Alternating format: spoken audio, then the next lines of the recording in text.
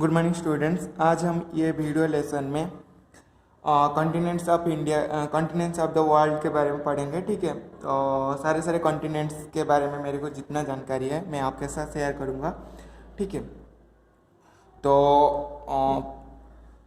इसका एक बहुत बड़ा हिस्ट्री है। इस तो आपको इतना जानने का कोई मतलब जब बड़ा हो गया तो ऑटोमेटिक आप जान लोगे। ठीक है, अभी मैं जो कॉन्टिनेंट सब है तो वो कॉन्टिनेंट का नाम बता देता हूँ और उसके बाद आपका जो क्वेश्चंस दिया है वो क्वेश्चन को हम डिस्कशन करेंगे। ठीक है, मैं पहले कॉन्टिनेंट का नाम सारे बताता हूँ। तो एक तो हो गया आपका क्या है ना, मैं यहाँ पे लिख देता हूँ। ठीक है, एक तो हो गया आपका एशिया और सेकेंड में आपका हो जाएगा अफ्रीका।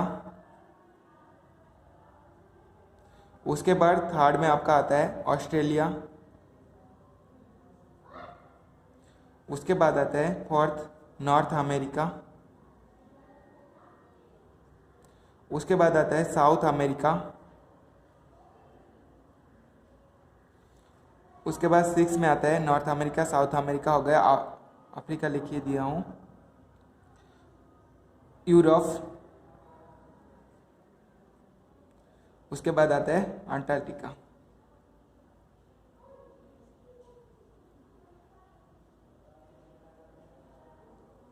ठीक है, तो ये आपका क्या होता है ना, 7 कॉन्टिनेंट्स होते हैं। उसके बाद आपका क्वेश्चन क्या है, कॉन्टिनेंट्स मतलब क्या होता है, एक बिग लैंड मास। क्या होता है, बहुत बड़ा लैंड मास। ये आपका सपोज आपका वर्ल्ड हो गया। ठीक है, ये टोटल वर्ल्ड हो गया।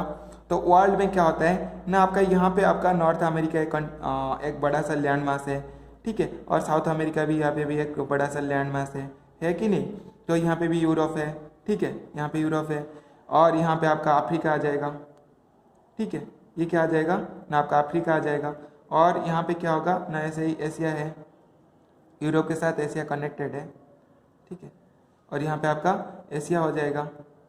ठीक है, और यहाँ पे क्या होता है ना, ऑस्ट्रेलिया होता है और यहाँ पे आपका अटलांटिक होता है। समझ में आया। तो ये नॉर्थ अमेरिका, ये south America, Africa, Europe, Asia, Australia and Antarctica.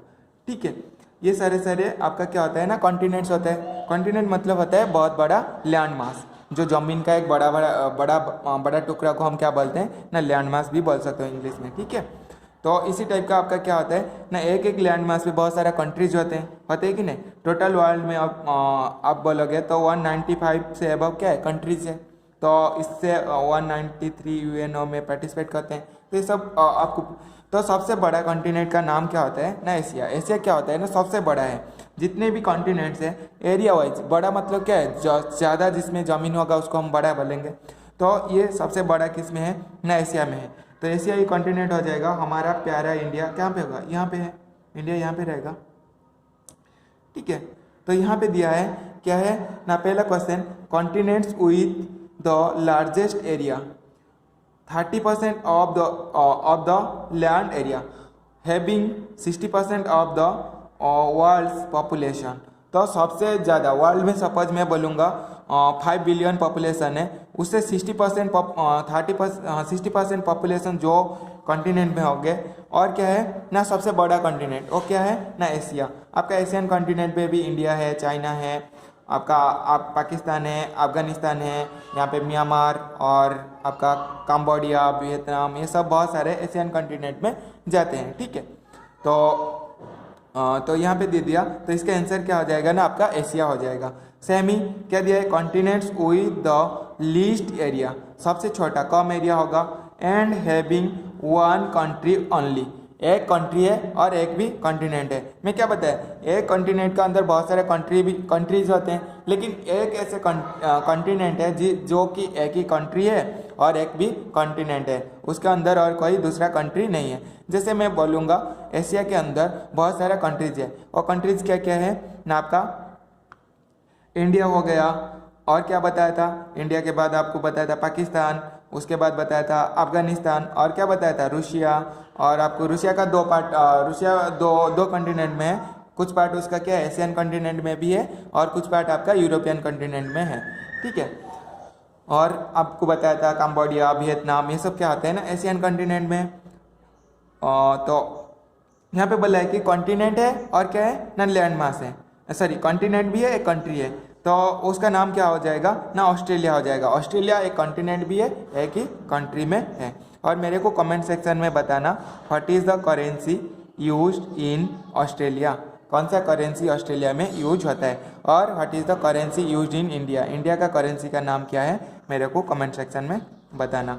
Then उसके बाद लिखा है continents with the largest number countries, एक ऐसे कंट्री का नाम बताओ, कॉन्टिनेंट का नाम बताओगे जिसमें क्या होगा ना, बहुत सारा कंट्रीज होगा, तो वो कॉन्टिनेंट का नाम होता है अफ्रीका। अफ्रीका में क्या होता है ना, बहुत सारा कंट्रीज होते हैं। आपका भी सहारा, जो सहारा डेजर्ट है वो कौन से कॉन्टिनेंट में ना, अफ्रीकन कॉन्टिनेंट में। सबसे वर्ल्ड का सबसे बड़ा जो क्या बोलते हैं ना डेजर्ट है, वो सहारा डेजर्ट है, वो कौन सा कॉन्टिनेंट में है ना, अफ्रीकन कॉन्टिनेंट में। और अफ्रीकन कॉन्टिनेंट में क्या है ना, बहुत सारा कंट्रीज है। और ये भी एक ऐसे कंट्री है जिसमें आपका क्या है ना, tropic of Capricorn, equator and tropic of Cancer, तीनों जो आपका जो क्या बोलते हो लॉन्गिट्यूड होगा लैटिट्यूड, तो ये सारे तीन लैटिट्यूड क्या है ना, इसमें गया है। कौन सा कॉन्टिनेंट में ना, आपका अफ्रीकन कॉन्टिनेंट में। कौन सा ना, equator, Tropic of Cancer and tropic of Capricorn, ठीक है। और उसके बाद आपका आता है ना continent, the oldest windiest and driest continent. सबसे ज़्यादा मैं बताया तो वाइंडेस्ट मतलब ज़्यादा जो ठंडा हवा जाता है, तो इसके वजह से क्या हो जाता है ना, इसके ऊपर डेजर्ट क्रिएट हो जाता है, बारिश नहीं कम बारिश के वजह से, ठीक है। तो ये बोल रहा है कि ड्राइएस्ट मतलब सहारा डेजर्ट है, ड्राई तो रहेगा। ड्राइएस्ट एंड क्या है, ड्राइएस्ट मतलब क्या है, जहाँ पे कोल्ड एयर पास करेगा वो क्या हो जाएगा, ड्राई हो जाएगा। ऐसे मत सोचना है कि हॉट एयर मतलब गर्मी का हवा जा रहा है जिसके वजह से वो ड्राई हो जा रहा है, नहीं। जहाँ पे ठंडा हवा जाता है, कोल्ड एयर जाता है, वहाँ पे क्या हो जाता है ना, ड्राई हो जाता है। इसीलिए विंटर सीजन क्या होता है, ड्राई क्लाइमेट क्या रहता है, बहुत ड्राई रहता है, ठीक है। तो ये जो कॉन्टिनेंट है वो कॉन्टिनेंट का नाम क्या है ना, अफ्रीकन कॉन्टिनेंट क्या है ना, ड्राइएस्ट है, कोल्डेस्ट है एंड वाइंडेस्ट भी है, ठीक है। और उसके बाद आता है आपका 5th number question, it is dominated by 3 largest countries namely Canada, USA and Mexico. ये बोल रहा है कि एक कंट्री का नाम बताओगे जो कि क्या है ना, 3 कंट्री को लेके बना हुआ है, एक है कनाडा और एक है यूएसए एंड एक है मेक्सिको। कनाडा, यूएसए, मेक्सिको आपका कहाँ पे होगा ना, नॉर्थ अमेरिका में। कहाँ पे, नॉर्थ अमेरिका में है, ठीक है। उसके बाद आपका आता है द कॉन्टिनेंट इज होम, उसके बाद आपका आता है the continent is home of world's oldest countries including France, Portugal etcetera. तो ये जो कंट्री है उसका नाम क्या है ना, यूरोप है। यूरोप एक ओल्डेस्ट कंट्री है जहाँ पे क्या होता है ना, इंक्लूडिंग फ्रांस भी है, पोर्तुगाल है, ठीक है। ओलंपिक गेम आपका जो क्या है, रियो दे जेनेरियो, वो भी फ्रांस में है, वहाँ से स्टार्ट होता है ओलंपिक गेम। जो 5 सर्किल ओलंपिक गेम का कितना सिंबल्स होते हैं, 5 सर्किल उसका सिंबल होता है, तो ये भी फ्रांस में। उसके बाद आता है this continent located in southern hemisphere and is divided into 12 countries. तो ये क्या होता है ना, आपका साउथ अमेरिका है, ठीक है। साउथ अमेरिका जो है वो कॉन्टिनेंट आपका क्या होता है ना, यहाँ पे continents located in the southern hemisphere. ये साउथर्न में हेमिस्फीयर में क्यों ना, आपका ये सपोज इक्वेटर चला जाएगा, इक्वेटर के नीचे जो है वो क्या हो जाएगा, साउथर्न हेमिस्फीयर हो जाएगा।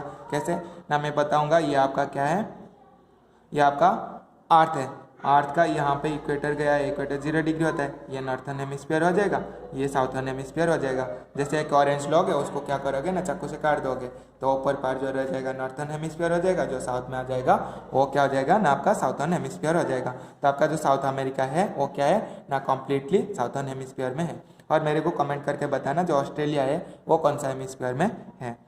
और एक वीडियो लेसन में मैं आपको नेक्स्ट चैप्टर सारे कंप्लीट करके बता दूंगा।